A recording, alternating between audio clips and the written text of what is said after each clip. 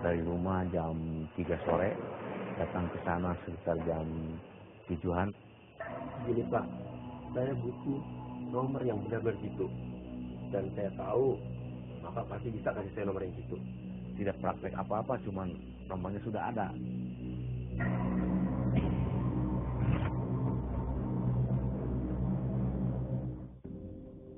Melalui radio kecilnya, Ade menanti dengan sabar apakah nomor yang telah ia pasang dapat membawa keberuntungan baginya.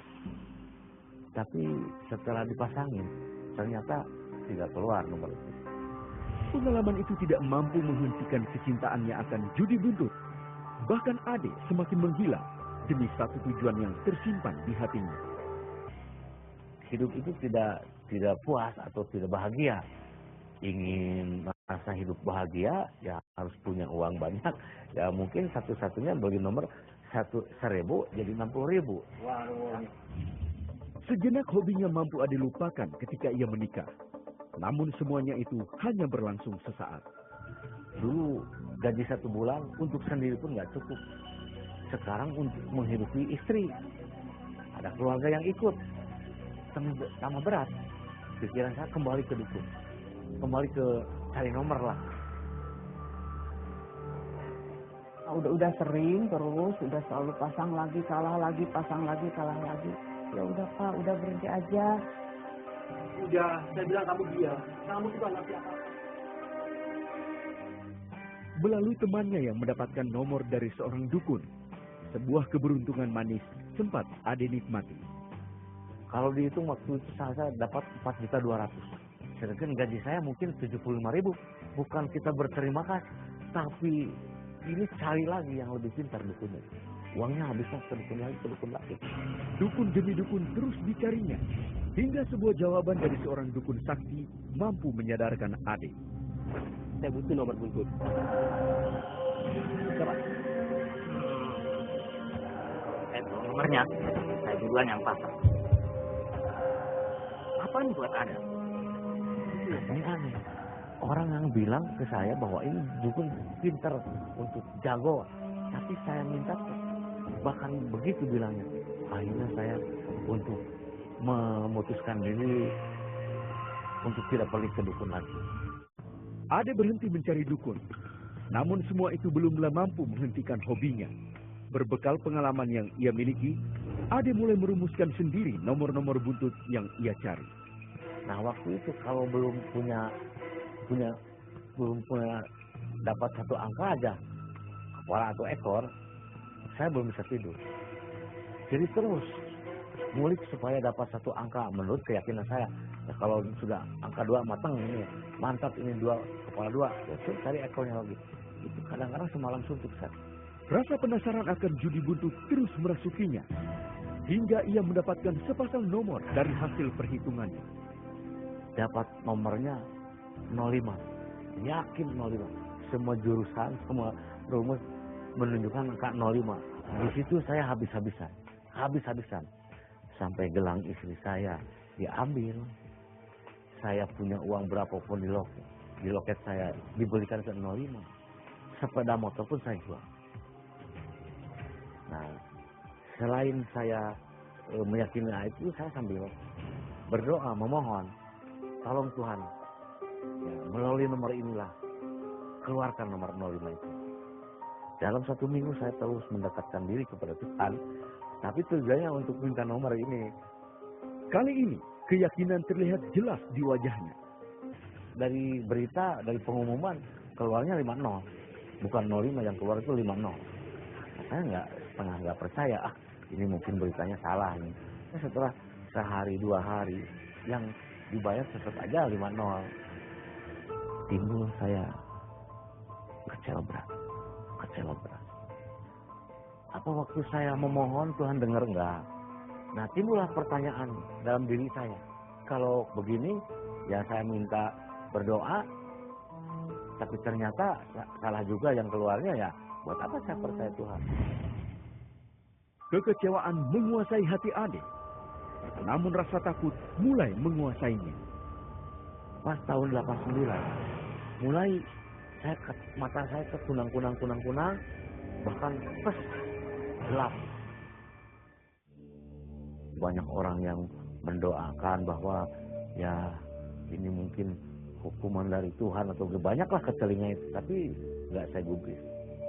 Bahkan saya bilang begini, Tuhan mana yang bisa menyembuhkan saya, coba sembuhkan saya. Karena saudara saya, ini mah hanya oleh Tuhan kamu mau disembuhkan. Ya saya bilang, Tuhan yang mana yang bisa menyembuhkan saya?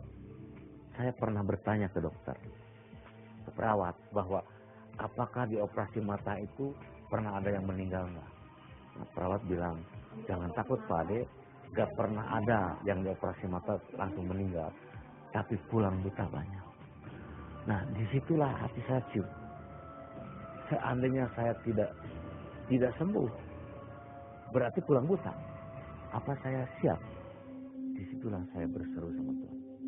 Seandainya mata saya sembuh, saya akan sungguh-sungguh mencari Engkau. Sebuah janji terucap dari mulutnya. Setelah operasi dilakukan, kesembuhan dapat Ade alami. Dan saat itu juga, seorang teman datang mengunjunginya. Teman saya bilang begini ke saya, Pak Ali pengen tahu nggak mata Pak Ali itu sembuhnya oleh siapa? Ya saya bilang nggak tahu. Nah teman saya bilang gini, yang bisa menyembuhkan mata Pak Ali itu Tuhan Yesus. Oh saya kaget. Setelah saya berbincang-bincang sama teman, setengah saya nggak yakin, dia memberikan satu buku, nggak tahu buku apalah, suruh baca ke saya. Tapi belum sempat baca, tahun 90 itu mata saya buta lagi. Perasaan takut akan kebutaan total kembali membayangi Ade. Timbul saya takut nggak sembuh. Teringat oleh kata-kata teman saya, kebutaan kami itu sebenarnya disembuhkan berkat pertolongan Tuhan Yesus. Timbul saya mencoba. Kalau memang Yesus itu bisa menyembuhkan mata saya, nah ini operasi kedua saya memohon kepada Yesus, sembuhkan mata saya kalau memang Engkau bisa menyembuhkan mata saya. Saya mungkin cuma 12 hari sembuh. Kesembuhan dapat Ade alami kembali. Namun, pertanyaan besar tentang kesembuhannya memenuhi hati Ade. Ingat, teman saya bawa kitab. Pas pulang buta kedua, saya cari kitab itu. Apa benar di kitab itu ada kata-kata Yesus yang menyembuhkan mata saya? Saya baca. Lembar demi lembar ia baca, demi sebuah jawaban yang ia cari. Ada ayat yang mengatakan bahwa Yesus bisa menyembuhkan orang buta. Loh, saya pernah buta. Ya mungkin benar juga nih, yang menyembuhkan mata saya itu Yesus. Tapi saya masih penasaran, saya baca lagi. Loh, menemukan lagi ayat. Yesus berkata, akulah terang dunia. Nah manusia kan butuh terang juga. Wah, saya tambah penasaran. Bahkan menemukan ayat yang lebih penasaran bagi saya. Yesus berkata, akulah jalan kebenaran dan hidup. Loh, kok ini berani menjamin? Siapa dia kalau begini? Wah, saya tambah penasaran. Ade pun memberanikan diri bertanya kepada temannya tentang semua rasa penasaran yang ia miliki. Dan temannya pun mengajak Ade ke sebuah tempat ibadah. Seorang pembicara memimpin, mengajak kita berdoa. Mari kita mengakui dosa-dosa kita agar firman Tuhan ada dalam hidup kita. Saya kaget di situ. Kok harus mengakui dosa? Padahal saya mengingat-ingat dosa sudah tidak terhitung. Waktu mendengar itu, kekuatan saya tidak ada.